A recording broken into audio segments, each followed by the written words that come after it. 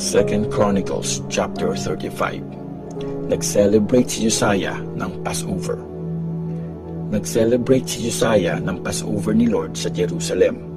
Noong 14th day ng unang buwan, pinatay nila ang mga batang tupa na i-offer sa Passover. Inappoint niya ang mga priest para sa mga gawain nila at in-encourage na pagbutihin ang pagsaserve sa temple. Sinabi naman niya sa mga Levites na dedicated kay Lord sa pagtuturo sa mga Israelites, ilagay niyo ang banal na box ng kasunduan sa temple na pinagawa ni King Solomon na anak ni David.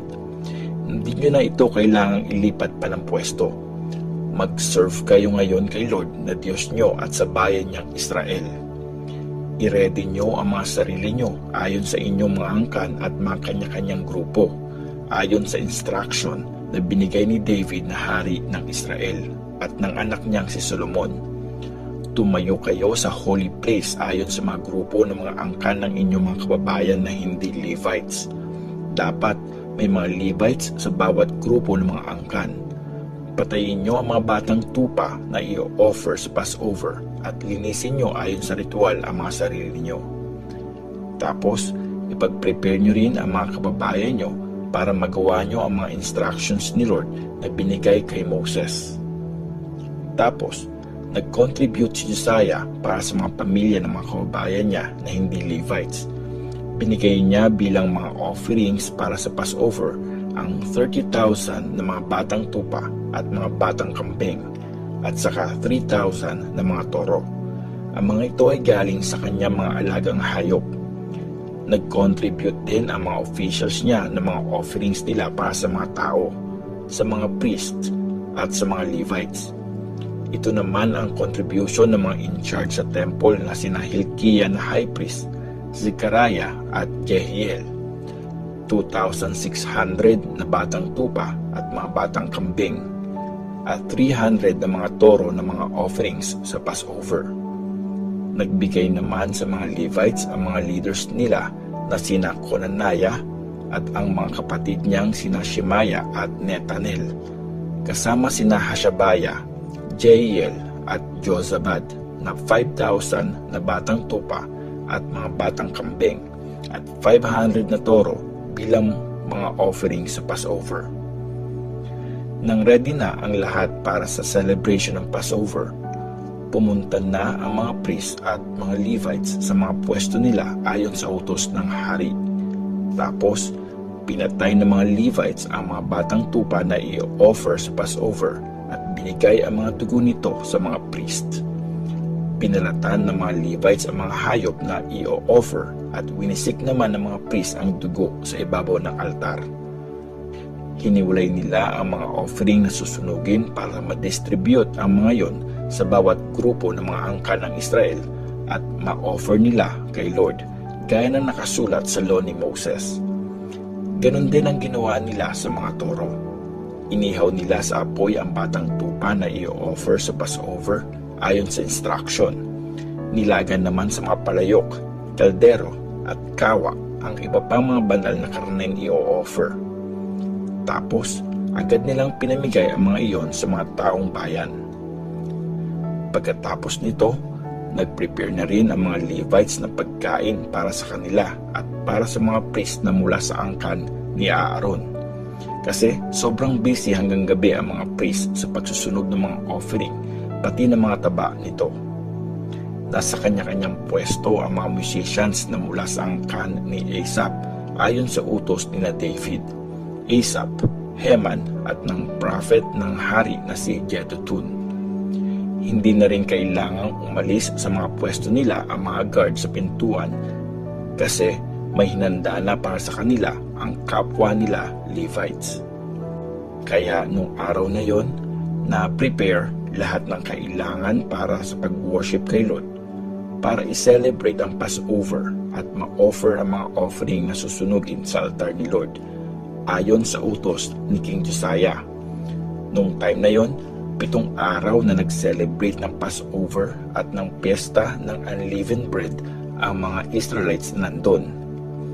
Mula nung time ni Prophet Samuel, wala pang ganitong celebration ng Passover na nangyari sa buong Israel.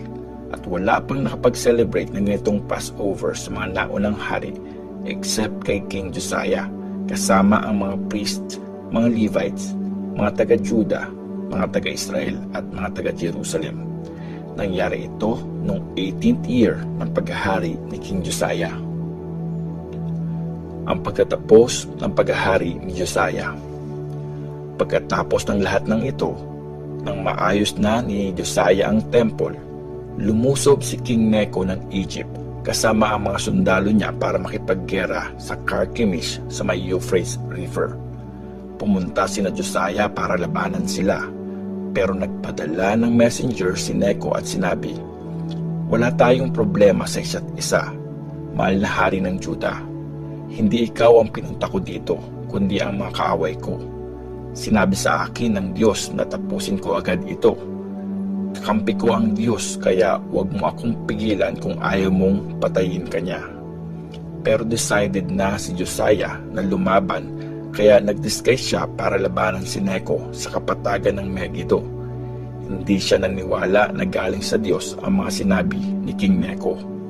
Sa gitna ng labanan, napana si Josiah ng isang Egyptian, kaya sinabi niya sa kanyang mga tauhan, "Ilayo niyo ako dito, malubha ang sugat ko." Kaya inalis siya ng mga tauhan niya mula sa sinasakyan niyang chariot at sinakay sa pangalawang chariot niya na nandun. Tapos, dinala siya sa Jerusalem. Namatay siya doon at nilibing sa libingan ng mga hari. Nagluksa ang buong Juda at Jerusalem sa pagkamatay ni Josiah. Nag-compose si Jeremiah ng isang kanta ng pagluluksa para kay Josiah. Kahit hanggang ngayon, kinakanta pa rin ito ng mga singer na lalaki at babae pag pinagluluksa nila si King Josiah. Naging tradisyon na ito sa Israel.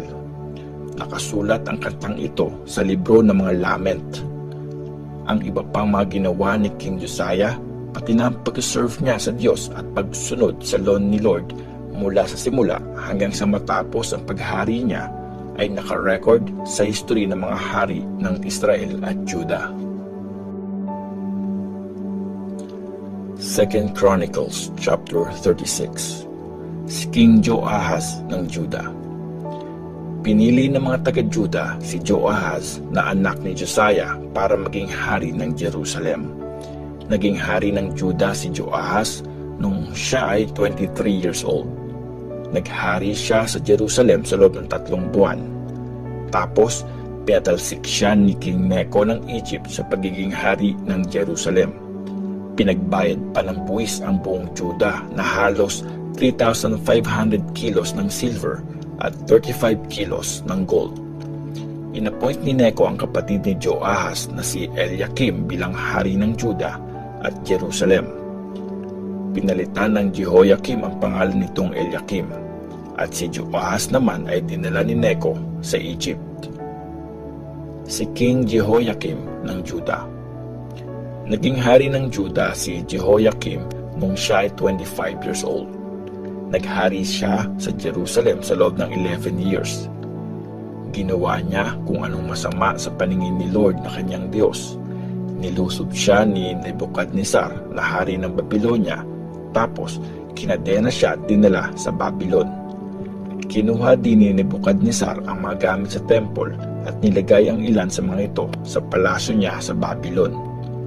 Nakarecord ang iba pang mga ginawa ni Jehoiakim sa history ng mga hari ng Israel at Judah, pati ang mga kasamaang ginawa niya at ang iba pa niyang mga kasalanan. Pumalit sa kanya bilang hari ang anak niyang si Jehoiakim.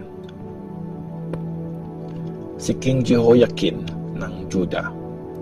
Naging hari ng Judah si Jehoiakim nung siya ay 8 years old. Naghari siya sa Jerusalem sa loob ng 3 buwan at 10 araw. Ginawa niya kung anong masama sa paningin ni Lord. Nung panahon ng tagsibol, pinakuha ni King Nebuchadnezzar si Jehoiakim pati ang mga mahalagang gamit sa temple para dalhin sa Babylon. Ipinalit sa kanya bilang hari ang uncle niyang si Zedekiah. Si King Zedekiah ng Judah. Naging hari ng Judah si Zedekiah nung siya ay 21 years old. Naghari siya sa Jerusalem sa loob ng 11 years. Ginawa niya kung anong masama sa paningin ni Lord na kanyang Diyos. Hindi siya naging humble sa harap ni Prophet Jeremiah na nagsabi sa kanya ng message ni Lord. Ang pagbaksak ng Jerusalem. Nagrebelde din si Zedekiah kay King Nebuchadnezzar na nagpasumpa sa kanya sa pangalan ng Diyos na magiging tapat siya. Pero nagmatigas siya. Ayaw niya magsisi at ayaw niyang bumalik kay Lord, ang Diyos ng Israel. Tapos, lalo pang hindi naging faithful ang mga leaders na priest, pati ang mga tao. Kinaya nila ang kasamaan ng ibang bansa. Pinastos nila ang banal na temple sa Jerusalem. Pero nagpapadala pa rin si Lord, ang Diyos ng mga ancestors nila ng mga prophets, na magwa-warning sa kanila kasi naaawa siya sa bayan niya at sa temple niya. Pero patuloy din nilang iniinsulto ang mga messengers ng Diyos. Binabaliwala ang kanyang mga salita at pinagtatawanan ang mga prophets niya hanggang sa magalit na si Lord sa mga tao at hindi na sila makaligtas sa parusa niya. Kaya hinayaan ni Lord na lusubin sila ng hari ng Babylonia. Pinatay ang mga kabataan nila gamit ang espada, kahit yung mga nasa loob ng temple. Wala siyang kinaawaan, binata man o dalaga, matanda man o mahina. Pinabayaan sila ng Diyos sa kamay ng hari. Dinala sa Babylon ang lahat ng mga kagamitan sa temple, malaki man o maliit, pati na mga kayamanan ng hari at ng mga leaders ng kaharian. Tapos, sinunog nila ang temple at giniba ang pader ng Jerusalem. Sinunog nila ang lahat ng mga palasyo doon at winasak ang lahat ng mga mahalagang kagamitan na nandun. Dinala ng hari sa Babylon ang mga nakasurvive. Ginawa silang mga alipin ng hari at ng mga anak nito hanggang sa maitatag ang kaharian ng Persia. Nangyari nga ang sinabi ni Lord kay Prophet Jeremiah. Magiging parang desert ang Judah sa loob ng 70 years. Para ito sa mga panahong hindi pinagpahinga ang buong lupain. Pinabalik ni King Cyrus ang mga Jews. Noong unang taon ng paghahari ni King Cyrus sa Persia, hinipo ni Lord ang puso ni King Cyrus para matupad ang message ni Lord na sinabi ni Jeremiah. Gumawa ng batas si King Cyrus at pinadala ito sa mga messengers para basahin sa kanyang buong kaharian. Ito ang utos ni King Cyrus ng Persia. Binigay sa akin ni Lord na Diyos ng kalangitan ang lahat ng kaharian sa buong mundo. Inutusan niya akong itayo ang temple niya sa Jerusalem ng Judah. Kaya kayong bayan niya, pumunta kayo sa Jerusalem. Samahan sana kayo ni Lord na inyong Diyos sa pagpunta niyo doon.